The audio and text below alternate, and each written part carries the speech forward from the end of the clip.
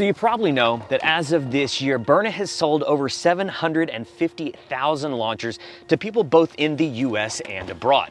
But did you know that Byrna is carried by over 500 law enforcement agencies just here in the US alone? Well, I think less lethal options are important in law enforcement today. I'm impressed by the amount of police departments in the United States that are now relying on Byrna. So it's always important for Border Patrol agents and law enforcement officers to actually have less lethal options when out in the field. At the end of the day, the law enforcement officer using the less lethal device and the actual suspect that's being used on are the ones that will benefit from a less lethal device. We'll make sure that if possible, that we don't have to use deadly force and we use less lethal.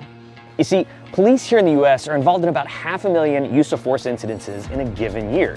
But only about 1,100 of those will result in someone's death. When we're dealing with these illegals down here, that say for instance they take off, we have to chase them, and they bail out of a car and take off running, you know, or if we're confronted with a driver that's aggressive, instead of having to go straight to lethal force, we can do non-lethal by pulling out the Byrna and popping them with a couple of rounds of this OC gas. Which means they are 500 times more likely to utilize less lethal tactics than they are deadly force. Which is why it's imperative they're provided with the best tools to deal with the situations they're most likely to encounter.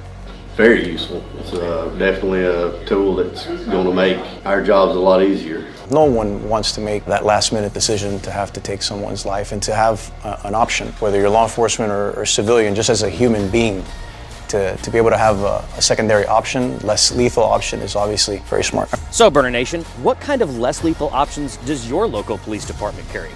This is a great opportunity to find out and to make sure that they have the best force options available to protect you and your community. Every time I've deployed my Byrna, it's been effective every time, and I've had everybody comply once they've been hit.